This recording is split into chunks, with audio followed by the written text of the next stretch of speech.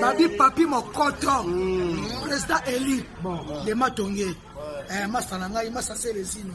Yo yebina lela au fort mon ami. Maman la site. Monde entier.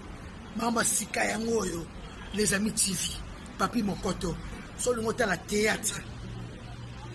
Artiste, musicien, politique, sport. Les amis TV, ça polémique.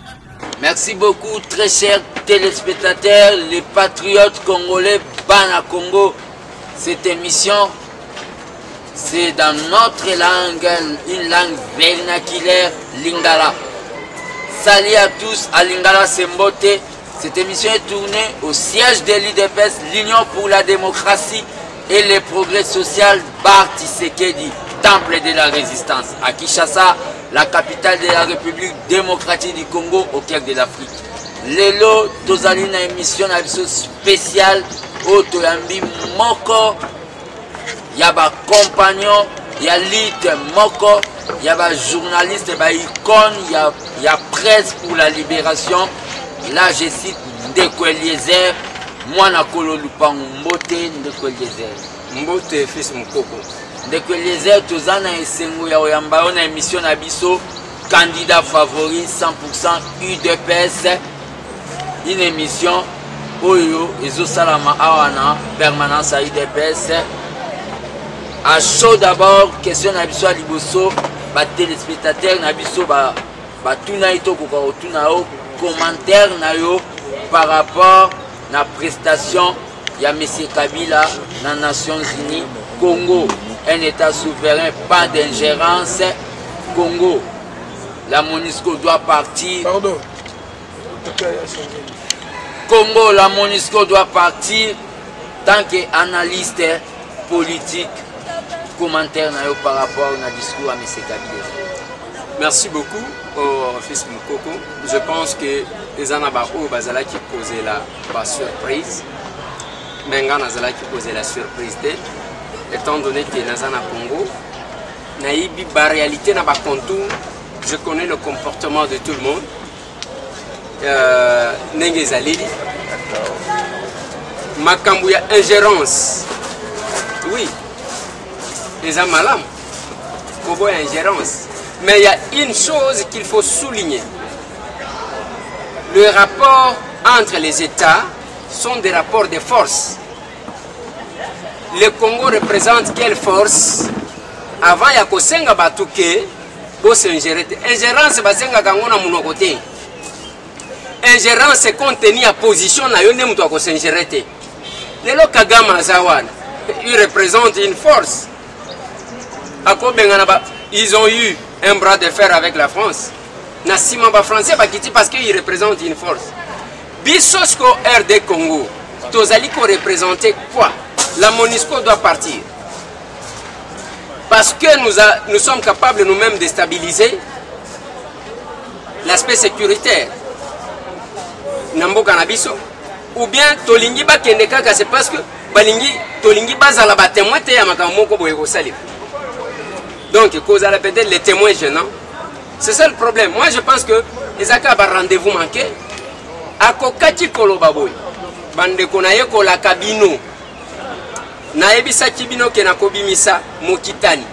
Bien que moi, en tant que politologue de formation, quand on parle des dauphins, moi je trouve que c'est une ignorance.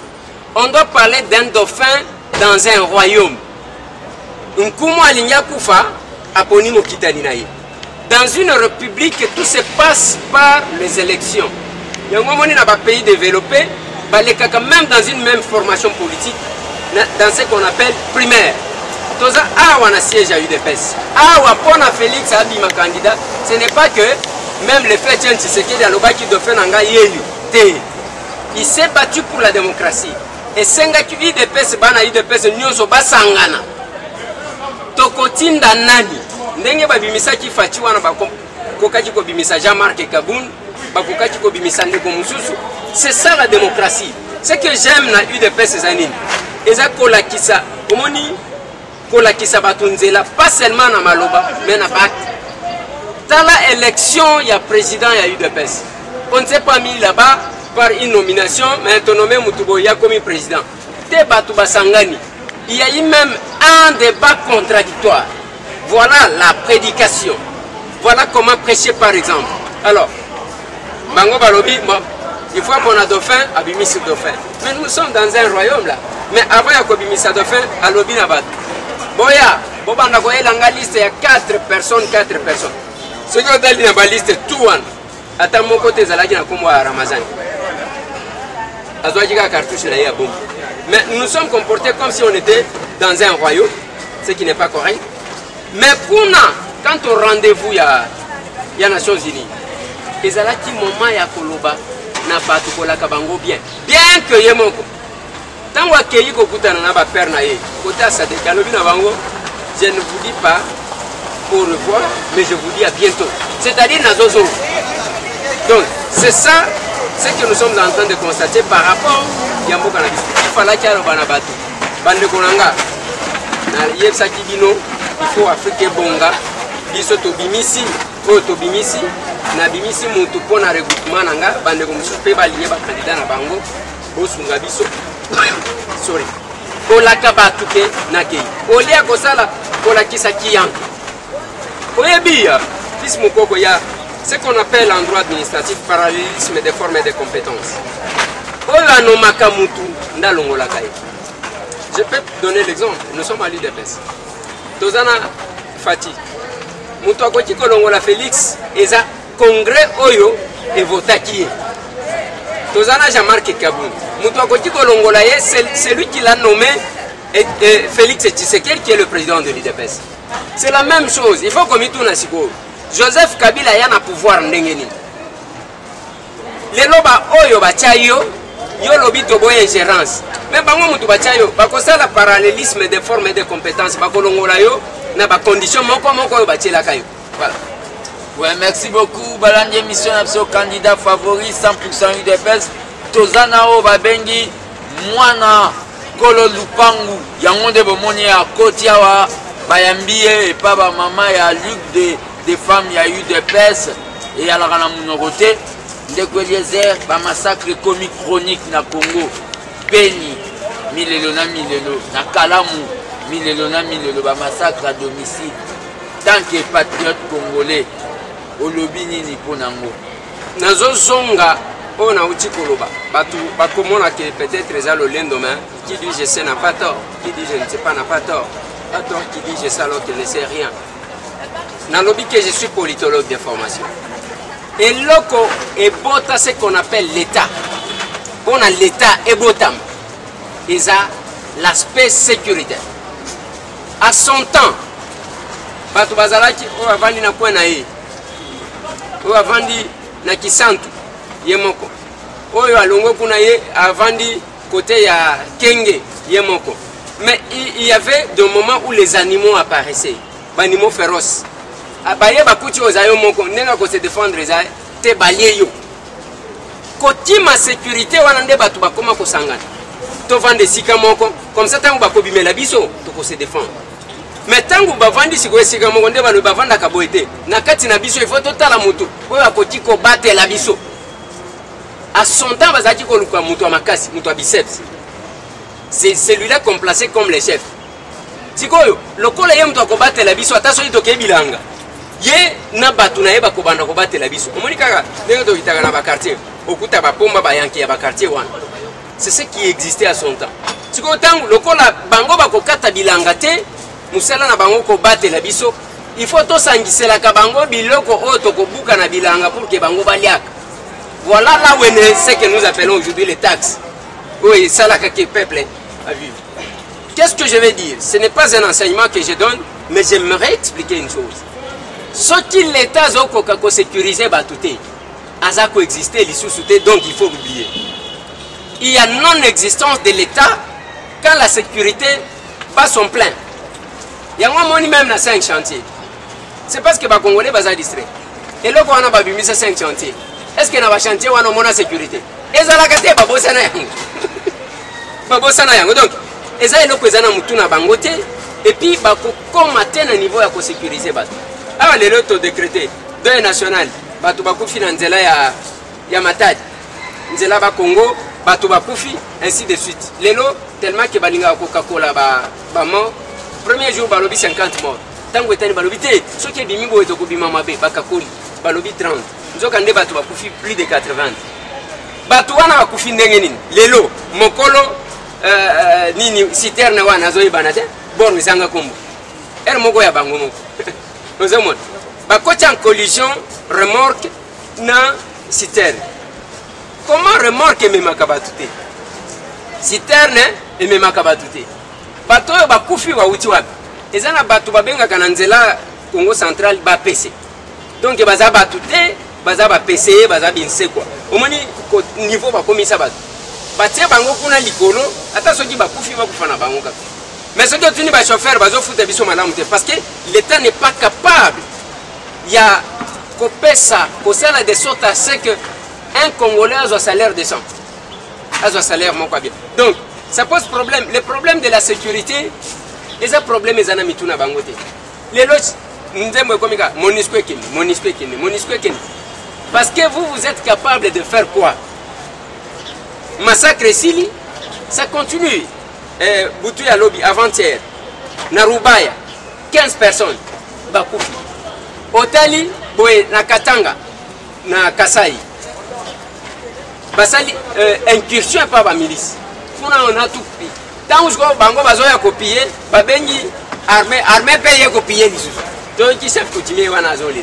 Donc l'aspect sécuritaire c'est vraiment quelque chose, il faut que d'abord l'État est fort parce que le rapport entre les États, ce sont les rapports de force.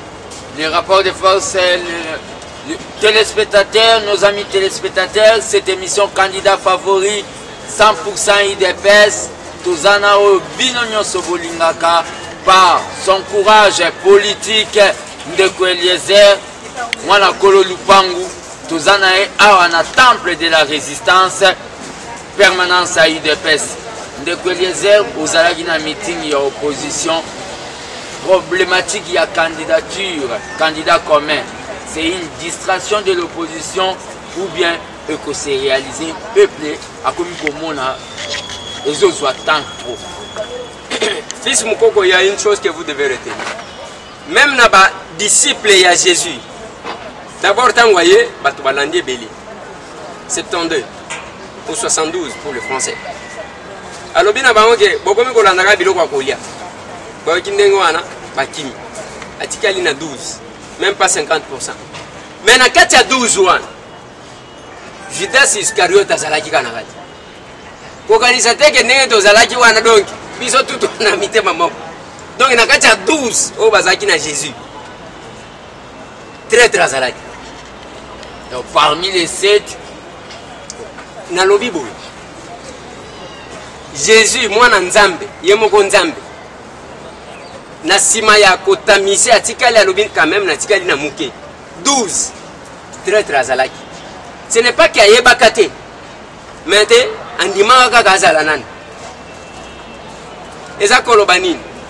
la candidature commune de l'opposition, c'est une obligation pour tous ceux qui veulent le changement. On se changement, on se rallier dans la candidature commune. Mais on changement, on favoriser au comment on a trop de réserves. Parce que tu as une expérience dans l'opposition. Il y a bleu, il y a rouge, tu Oyebi, bor auto betaka na 2011 na Fatima. Yeko botama Sulutani. Sulutani ebimi lisusundeni. Soki olongwe wana nazozongo. Toke Etienne Tshisekedi wa Mulumba. Nenge tout parent avant kufa ninga salaka kosangisa bana na ye. Ayambi biso na Genval, na ya Pembe, na ya Mwindu, na ba Judas Iscariot atie biso wana. Alobi nazo pesa bino liloba moko. Bon moko. To créer ce que nous avons appelé rassemblement. Tant qu'on a zo kita na Genval, batendre nga micro. Émission nanga wana ezalati lelo. Na lobi eloko na yeko kuta.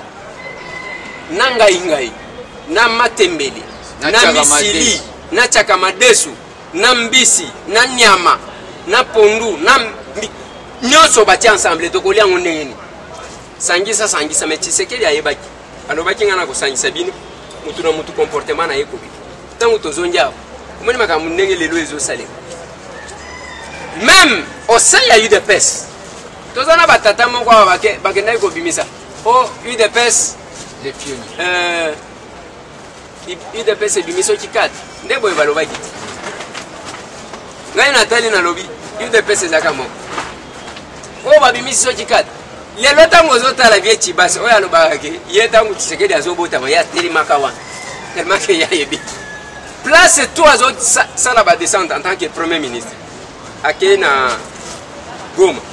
Est-ce que moni ata eteni ya drapeau ya UDPS ya muko akei na Bukavu ata ya muko moni yango akei na Matadi ata ya muko moni yango aye komona ka photo moko pona kosilisa soni amoni photo moko ya Etienne Tshisekedi atelemi wana lokola mutu azosala nini azosala incantation na lobi bolongola yako kwa ya molimo ya Tshisekedi ko beta ya kufa ne place soki otali place azolongwa place wana moni makolo gomi ko kauka ye bazolo excellence comment vous marchez comme ça c'est comme ça que les chefs marchent donc ezako yebisa bino que l'opposition le peuple azosenga la candidature commune parce que cette fois-ci ou jamais ma ba traître bazana kati mais nous attendons tokotala oyo kosalema le peuple va s'en charger na batwa et le peuple va s'en charger na bango tozana Ndeko Eliezer c'est un journaliste anti-formal c'est-à-dire yé ben formation le côté zate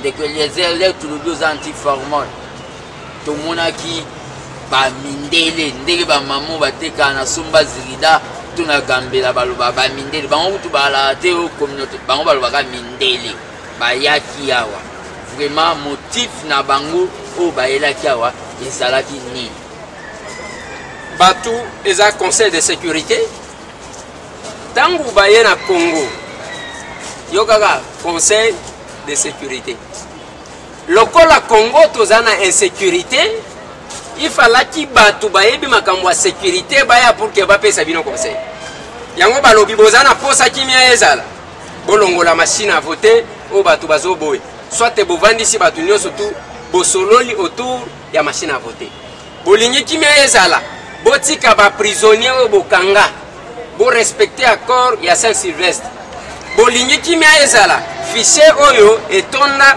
na bakiti oyebi batu bazobosana na loja basalaki na enrôlement bakoti kiti evandi moi j'étais à la CENI on nous a présenté ces images bazwi kiti photo bakomi kombo onokoko lokola omoni batetela ebele babandaka na o onokoko olengankoi onosumba omombo okito al sikoyo bazwi wana kiti moko bachango onokoko onosumba bakangita ba photo donc bazo multiplier nde batu wana ba spécialiste à sécurité balobi boy ceux qui bozana posa ya ke kimeza bo nettoyer fichier électoral comme ça boko kende na maponomi na ndenga kitoko boyoka oyo opposition kono metala bango oyo na simanango batindi batalako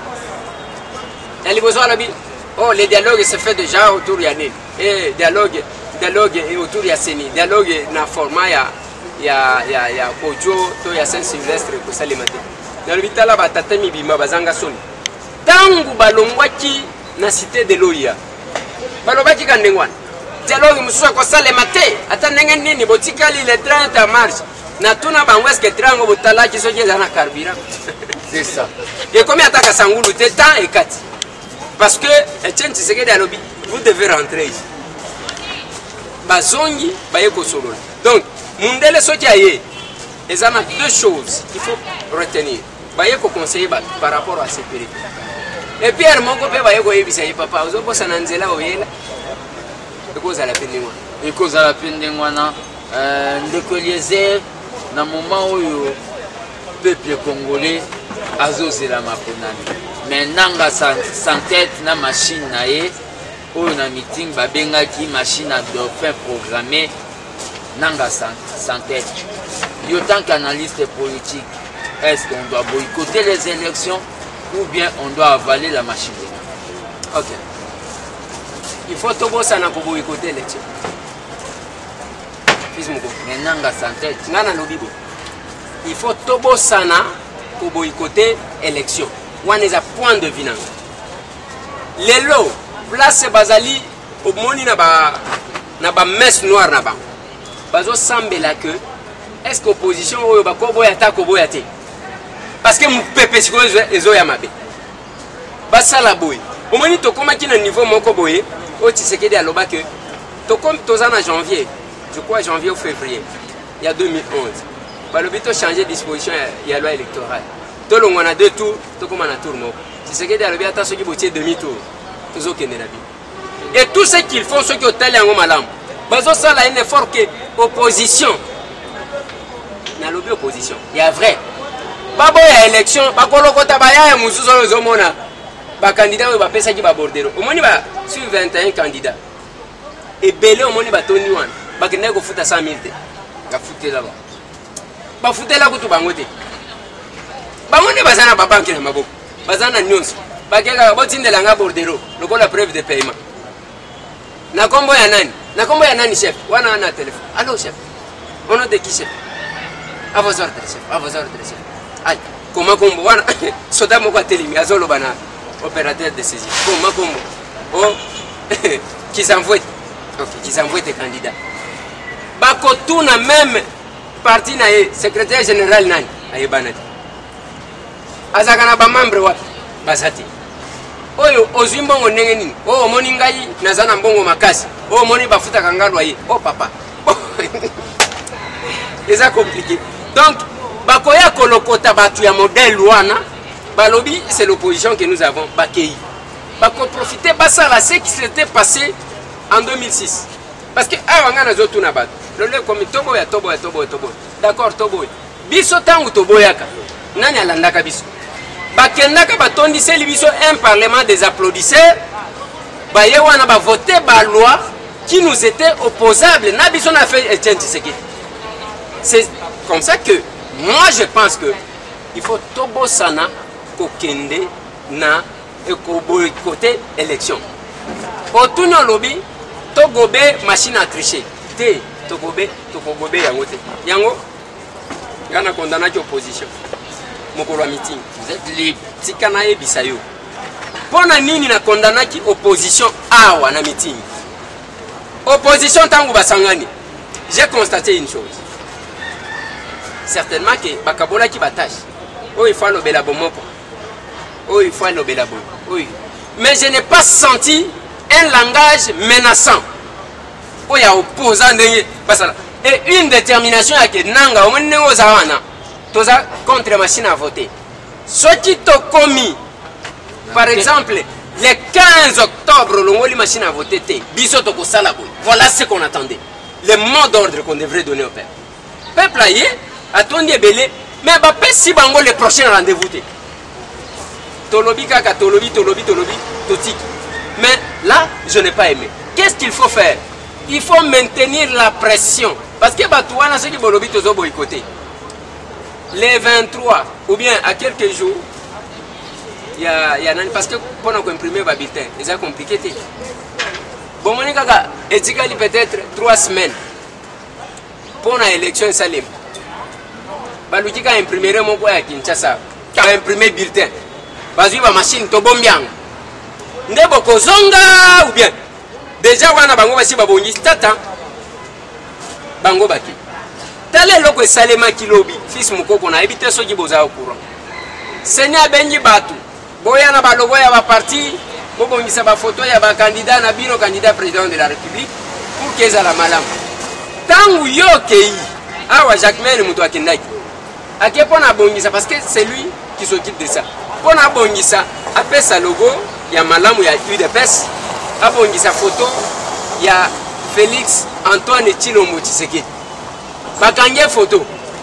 Siko ba tweeter muto ya Fayulu aye. Tango zo bongisa wana il faut batia boy. Bakange photo ba juye na kamwa audio ya muki. Voilà ce que nous voulons. Mais tant que sikoyo, bapesi, baloïma, yo, qu'est-ce que tu vas faire? Il faut bonner sa photo. Bakangi et puis batwite. Tala batongo bazo boya machine. Bango yo liboso machine, bazo bongi sa bazo distraire opinion. Donc, eloko yo na pesa na lekinanga Fofana tranche moko tozo benga mouvement ya bando. Donc balingi va faire croire à l'opinion que bazo ko sabino bango bazo yaka butu butu. Donc maintenir la pression, ne jamais rêver de boycotter les élections parce que ceux qui boycottent les élections vont faciliter. Ceux qui boycottent, parce que nous sommes devant deux choses. D'un côté, ceux qui boycotter vont faciliter, pour pési bango, fait vert. Ceux qui boycottent une élection qui boudi, boycottent crédibiliser. Il y a quelqu'un qui n'a pas gagné. Qu'est-ce qu'il faut? On maintient la pression pour qu'il va éliminer la machine à voter, mais de l'autre côté, tozali kokende na makambu ya que il faudrait tokende na élection le 23 décembre de cette année.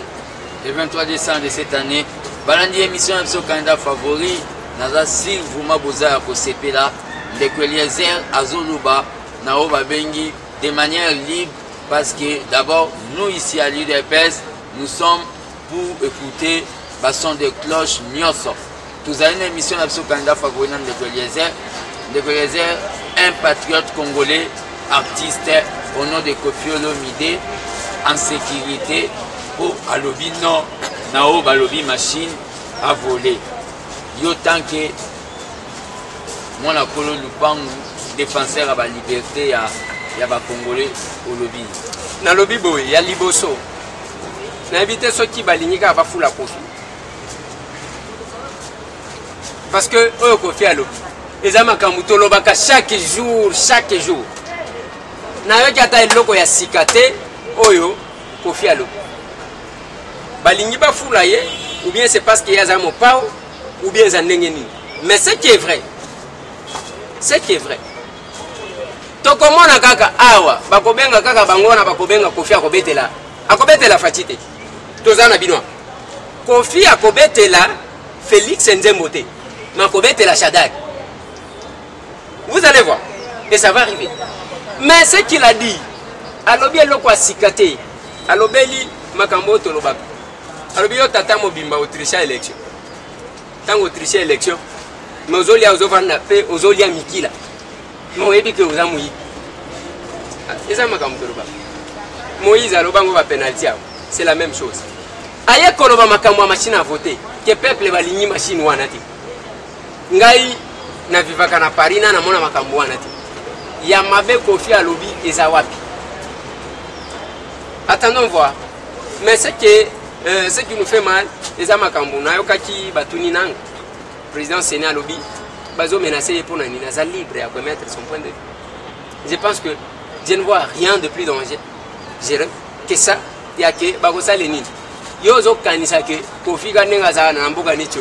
Parce que Kofi a boy machine à voter, bake babomie, to bakokangaye pour quelle infraction les en a code pénal ni. Les en a code pénal ni.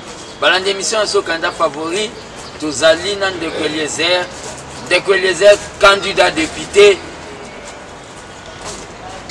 député. Cette émission c'est candidat favori. Bao nyonso bazali na makila Tshisekedi tokoki koyamba bango, pas des opportunistes ndenge zalaki na o balobi na 2011. Dès que les candidats députés, c'est ça qui est lobby politique qui journalisme pour postuler réaction. D'abord, oui, nazana lukunga numéro 207. Mwen soki ozana nzela omoni mutuka ya 207 eza soki ozana keche cha mupanzi ozomo soki obangaka boss kima mutuka oyo ebangaka boss te mutuka oyo teke soki okretie yango bamemi na parquet kokangisa yo te eza yango te mutuka oyo emema la majorité ya bakino ekendaka partout yokana numéro 207 donc ntango ezoya yebake ebangaka te yango ozomona toya makambo ya c'est ça kezani. Les autres ont un problème dans le Kouloutounanga. Jean-Marie Kassam. Ya lobby, il faut botika. C'est ça que c'est un organe de régulation. il y a des médias. C'est ça que bakipaka ba individuité. Et ça ba médias, ba cause chaîne boye. C'est ça que yango tokena kotika ce qu'on appelle cahier de charge. Là c'est ça. Cahier de charge. Mais na sima ya kotika cahier de charge na kuna biso tozo dépendre te na c'est ça. Mais pendant la campagne électorale, les CESAC qui s'occupent, il y a tous les candidats. Pendant de manière équitable, qui ça va message là-bas. Mais voilà ce qui se passe. Tant au balobi, il faut botika au sala musala. Ngana lobi na bango bo pesa biso loi ezali ko petit. Parce que moi je suis patron de mon magazine. Tokomi wapi. Nazana cabinet de communication. Ndengo zomo na ba maître Toussaint Alonga azana cabinet d'avocat. Ozomo. Donc ndengo zomo na ba maître Peter Kazad bazana ba cabinet na bango d'avocat. Ngana zana cabinet de presse. Nazo dépendre na mututé. Mise en disponibilité na kopesa nani? Et puis ceux qui ont démissionné auprès de qui? Qu'est-ce qu'on nous reproche? Bato on bazolo ba kulutu na ngaja Marina Lobby. Télé 50 eza chaîne ya Jalelo. Bango musala na bango. Ceux qui otali kakentox lokutana lokuta. Yango moni mukolo moko mutoyo achaka makelele mingi. Ministre wana oyo ayemba ka Jalelo mingi. Comment on est? Yewan. Comment? Voilà. Yewan. Ce qui est ministre wana, ce qui Hollandi a joué les émissions à Jean-Marie Sam. Alors félicitations, tu es un bon kabiliste, hein? Tu fais bien le travail du chef. Koko Yangi, Koko Yangi. Voilà. Koko Yangi. Oui, Biwana. Aventurier. Voilà. Alors, yes quoi azo sala. Ce qui a l'équipe image à Félix, il va qu'il y a fini. La même chose quand le fait tient Tshisekedi à Zalaki. Bah, il y a même un meeting. Il y a souk. Oui, à Tshisekedi. On a un meeting au Jérusalem. Et un meeting simple était, nous allons évoquer l'esprit de Tshisekedi. Au moment où Christ a accueilli, à l'objet, je vais vous envoyer le Saint-Esprit. Donc, il fallait qu'il me pépé souffler. Il y a un autre qui place. Bah, on va initier, bah, comprenez, bah, on va initier, bah, on a gagné cet événement, dans la Kunati. Tant que yo, Olexa, ce qui va y batini moutako, a confirmé kaka, tant que via Zotambo, la ce qui a moniqué, n'est pas trébiché, bango baki balekis. Il y a bango information, Isaïango. Donc, beaucoup de ça va toutes les leçons. Vous ne pouvez pas être des donneurs de leçons. Dans le lobby, oui. Certainement que vous allez prendre une disposition. Mais là, qu'on gagne à Kosengabino, beaucoup motiver la décision. Selon l'article tel, selon l'article tel, selon l'article tel. Vu. Après, aux décisions. Exaté. Décision en exaté. Exaté que non, beaucoup de la partialité. Qui est beaucoup de la impartialité. Qui est impartial? La RTNC. Tout ça, la kaka meeting et opposition. Et les cas qui n'a RTNC. Mais ce qui est l'équipe, Ezaka ya kofinga. Que Batubaya quitte, Bango Bake, Bake côté pour na bakangi ba photo. Mais Batubaya quitte pour organiser ya bino Batubaya. Boche awa. Ba bis 500 bis à Transco. Bazo ça l'entretien. Ofeli. Mon colo meeting. Bazo ça l'entretien. Pona nini bana changu bayati. Donc, c'est un peu compliqué. Dossier wana, nous attendons qu'ils nous disent ceux qui vont respecter la loi. Ceux qui vont respecter la loi, ils ont bien. Mais ils sont français. Les Français ont le droit à la télévision à Congo. Ils sont français. Ils ont presté. Ils sont français. Ils ont la place mais aux français, c'est quoi nous autres militaires c'est bon, de lobby, aux français, Moutouana ou à soutenir, pas disqualifier les journalistes à français. De émission à biso candidat favori, na Libanda à Congo, Congolais va changer de nationalité, pour des raisons peut-être il y a job. Pour des raisons peut-être l'éthique va changer de nationalité. Mais biso bao ba force à changement, ba force autolinga to changer makambo. Tozo kanisanini pour na kana bango oyo ya double nation. Quoi accorder bango le droit d'être congolais. Biso toko faire voter une loi qui dit que un Congolais tout celui qui a le sang congolais. Aux hommes. aza congolais mutu nyonso aza na makila ya Congo ya mboka na biso. C'est ça la loi qu'on aura. Parce que qu'est-ce que ces gens font? Ceux qui osent même na 5 nationalités, osent na bango wana bakoloba yango te. Tala makambo, tala ndenge babeti biso na seni. Bake même na cour constitutionnelle, balobi que bato baza bapaya, bato baza bapaya, bato baza bapaya. OK? Mais ceux qui ont seni azongisi ba. Baza na te. Ba misusu balobi baza ba Tarsis Loseki. Bazongisi eti. Ceux qui bazana na posa ya ko exploiter yo za kuna te. Mais dès que ozui opinion contraire, wana komona ndengo kofinga okomi étranger bako taxer yo makambo nyonso to okomi muyibi oza masumu nyonso oyo yango natunaka bango tangu bato bazalaka epa na bino mpona nini bobimisaka mabe na bango te. C'est bon, merci balandi émission na biso candidat favori tokomi na suka émission na biso ndeko Eliezer oza icône pe monument ya presse pour la liberté awa na Congo RDC na mbiono émission candidat favori eza mwana ya sika na maramboyo na émission na biso comme na suka l'eau c'est la vie na lingai de manière symbolique okoka ko bénir émission na sens que to continuer marambo pour na toujours ya ko communiquer peuple na biso. Siko mai na baye ou bien na so parce que d'abord nazo ka posa mai. Bon mai eza pour la resopa na émission hein. Papa, nano pese invité ma omelate kaya kosopa. Donc on a obaye yango awara ndinga baloba teno boni de pes 24 teno bon. Il fallait qu'il est nouveau marié Nixon à offrir biso. C'est quoi to bénir émission. Mais déjà passage na biso to aussi to bénir. Il faut to ça la kaka moi cérémonie. Mais il fallait que oui sangana memelo chapelet. Bon l'émission est laïque s'il vous plaît. C'est pour les musulmans, pas tout.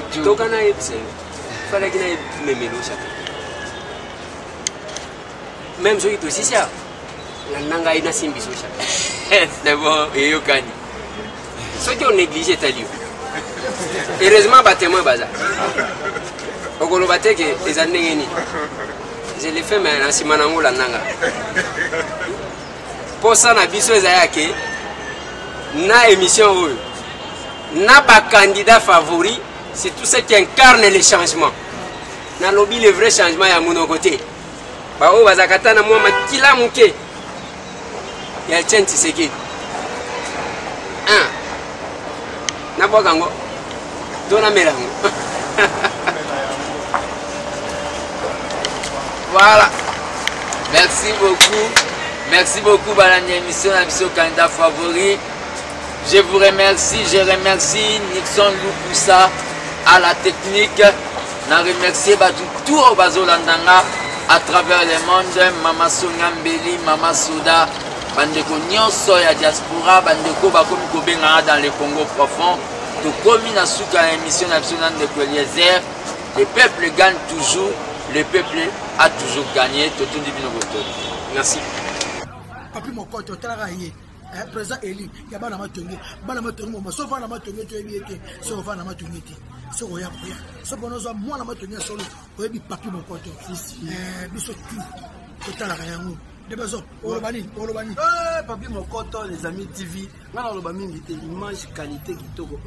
Nabise makambo za wana yende makambo oyo sita kitoko ndeboye les amis TV ya biso moko sita image ndeboye les amis TV ya biso moko image qualité somboye les amis TV ya biso moko malobite ya biso Louimbulik bon Louimbulik total ramingi na bala ndako les amis TV quoi et tout Samuel les cas kuno pesa les amis TV bon yo bika masolo nenge za mama oyo tete kitoko ndeboye les amis TV ya biso moko wa babi site zaka moko les amis TV quoi babi biso tout papi luwa babi to zalana to s'abonner babi ne sape pas biso tout dozana na site za moko ah est-ce que ba site na bango to sepela kanango ninango babi site za moko ah site za moko kaka site za moko ba site na bango to sepela kanango ninango biso to bonaka site moko mes amis TV